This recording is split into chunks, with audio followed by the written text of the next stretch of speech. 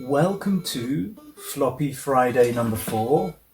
This is I thought I'd get started with something on the screen already. This is a Star Trek thing. It's not a game, but it's some music, it's some graphics. For the Trekkies out there, this should be quite fun, I guess.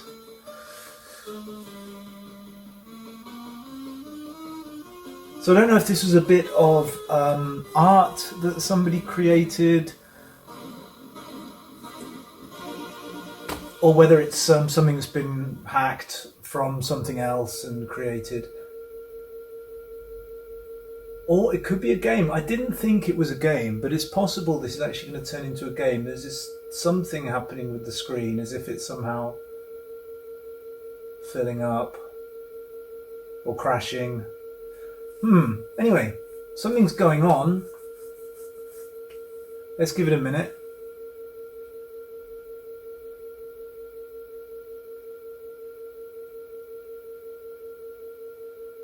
Wow.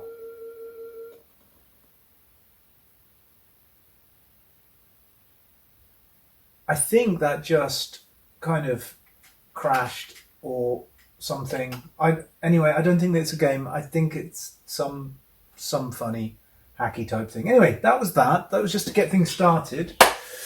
Thank you to the various people who made comments on this show on whatever this is. It's been made some comments on Floppy Friday.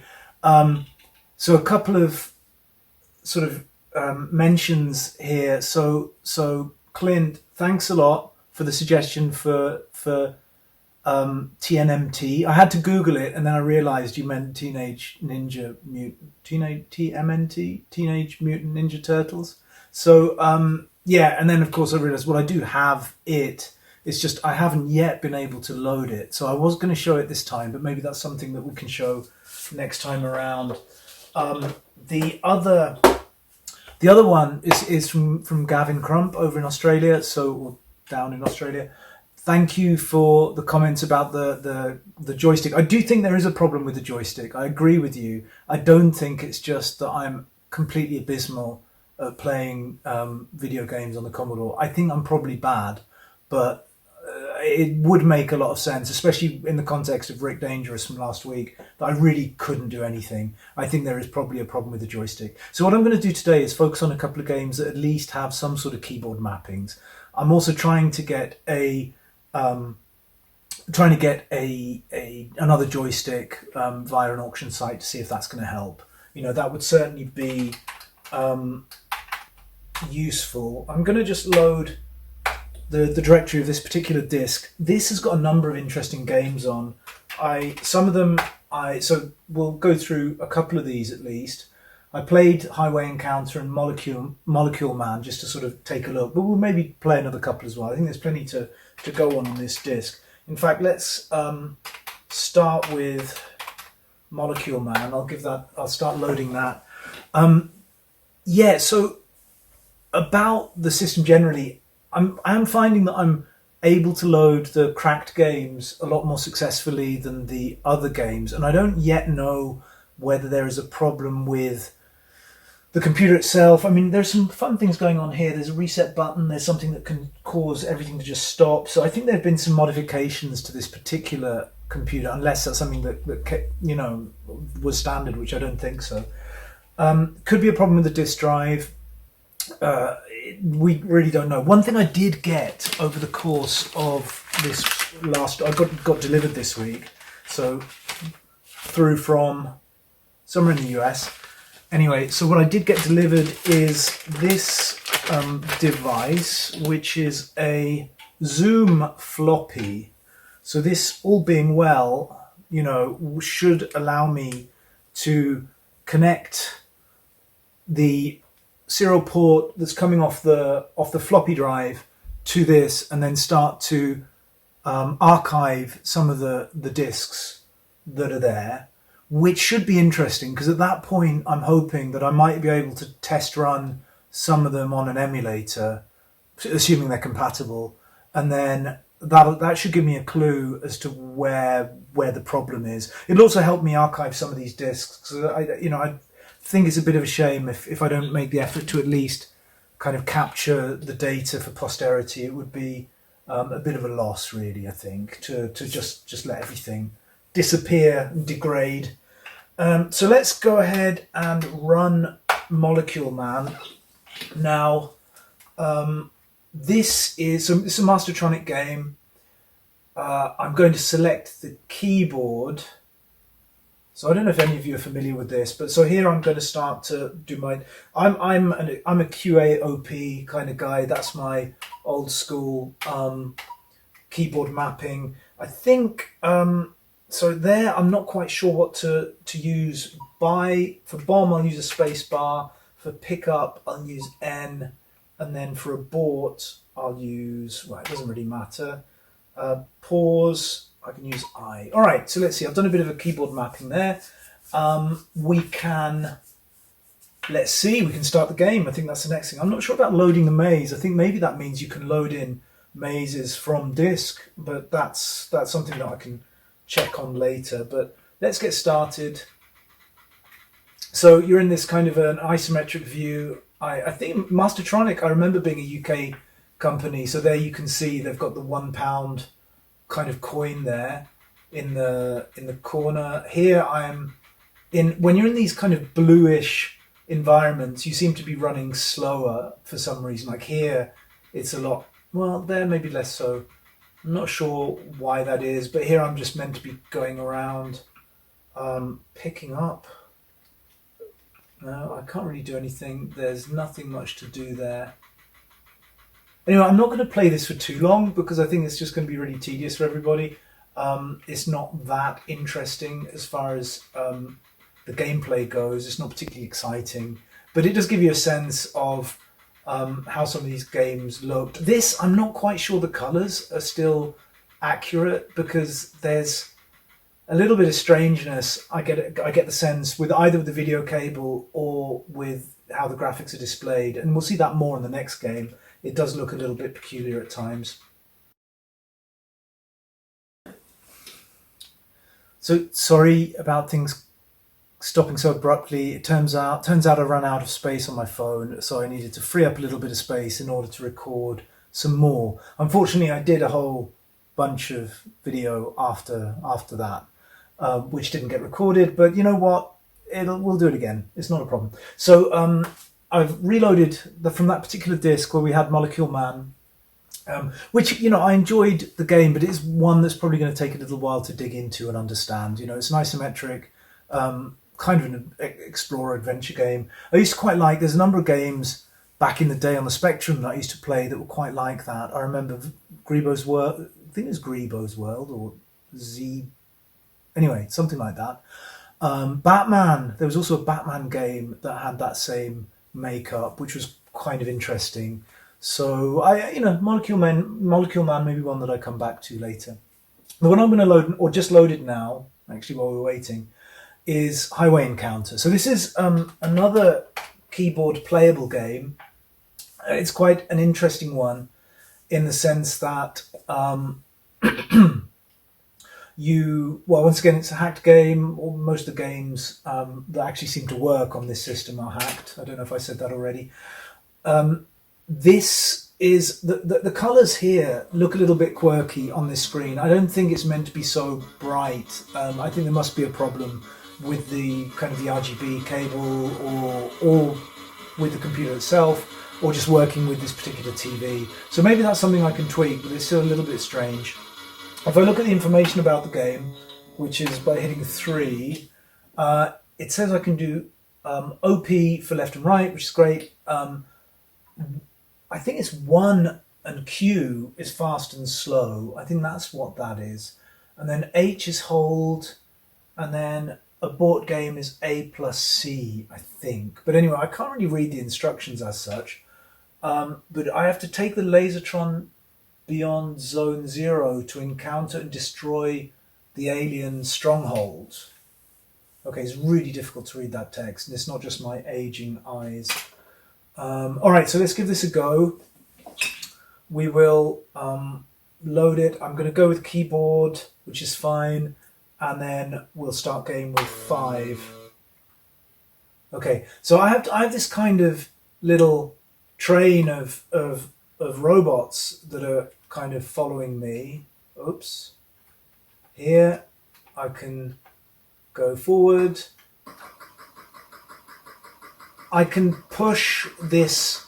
I think I could go round it as well, but it's actually not bad because having it in front of me does cause a bit of a block. We're going along this angled highway, on and on. And then here, I don't think I can make it through here. Right, so then I have to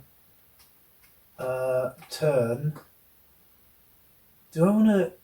Anyway, I can go back. Anyway, so I end up getting another life from here. Some of the occlusion culling is a little bit ropey on this game. I'm just going to go ahead and leave the rest of my lives behind, which probably means that wherever I... Oh, gosh. To be careful not to be going too quickly.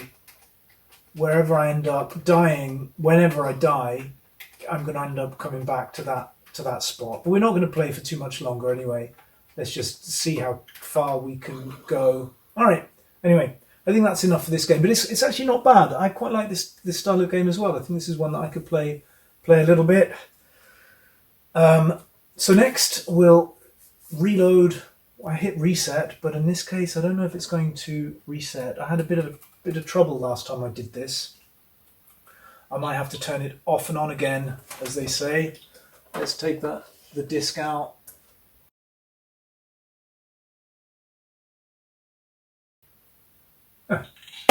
We're back. All right. Let's go for Paperboy, which is the next game to load here. This, I think, is one that I have to rely on the joystick. So I have the excuse that probably the joystick is faulty. Of course, may not be the reason, but I'll give it a try with the joystick just to see if it plays okay. It's quite a fun one. I quite like this game.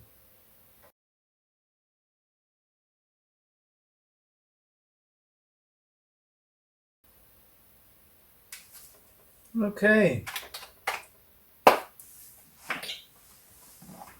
Let's see.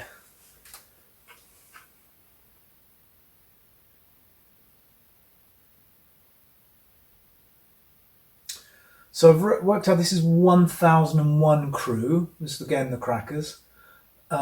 More than just a fairy tale. So thanks to Jaws, Bruce Lee and Fantastic Five for sending it. Anyway, they've all got these. Our card cruncher is the best. All right, fair enough, whatever.